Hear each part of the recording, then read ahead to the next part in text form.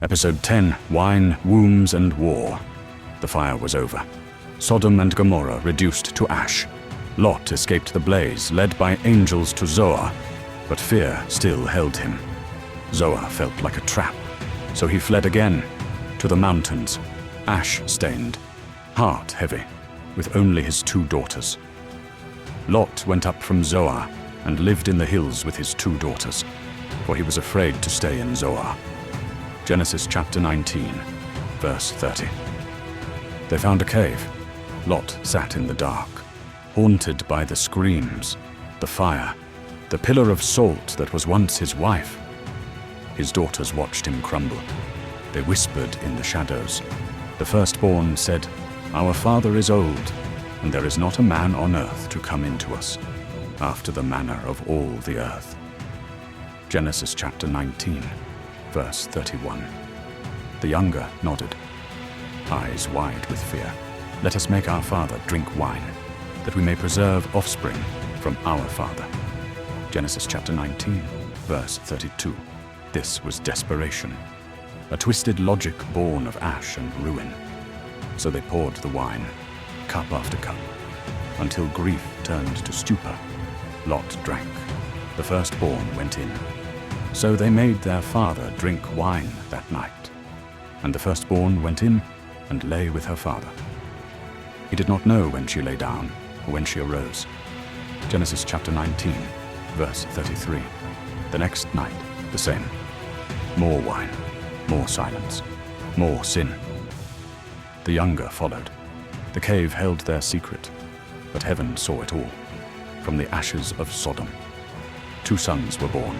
Moab from the father, Ben-Ammi, son of my people.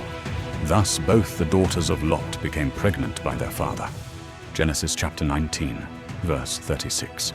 And from them 2 nations, the Moabites, the Ammonites, lineages of survival, twisted by fear and fire. But God is not finished. He weaves redemption through even the darkest threads. Meanwhile, Abraham journeyed south to Gerar, and fear crept in again. Abraham said of Sarah, his wife, "She is my sister." And Abimelech, king of Gerar, sent and took Sarah. Genesis chapter 20, verse 2. Sarah, bearer of the promise, taken into a foreign king's house. But God saw, and God acted. In the dead of night, a voice thundered in Abimelech's dream, "Behold, you are a dead man because of the woman you have taken, for she is a man's wife." Genesis chapter 20, verse 3. Abimelech pleaded, "Lord, will you kill an innocent people? Did he not say, 'She is my sister'?" And she said, "He is my brother. In the integrity of my heart, I have done this." Genesis chapter 20, verses 4 and 5. And God answered with mercy, "Yes, I know you have done this in the integrity of your heart, and it was I who kept you from sinning against me. Now then, return the man's wife, for he is a prophet." Genesis chapter 20, verses 6 and 7. Abimelech woke, trembling. He summoned his servants. He told them the dream. And then he confronted Abraham. "What have you done to us? And how have I sinned against you, that you have brought on me and my kingdom a great sin?" Genesis chapter 20, verse 9. Abraham replied, not with excuses, but with truth. "I did it because I thought, there is no fear of God in this place, and they will kill me because of my wife." Genesis chapter 20, verse 11. But God's mercy held the promise together. Abimelech returned Sarah untouched. He gave silver, sheep, oxen, and spoke with fear, "Take what you wish and dwell in the land." Genesis chapter 20, verse 15.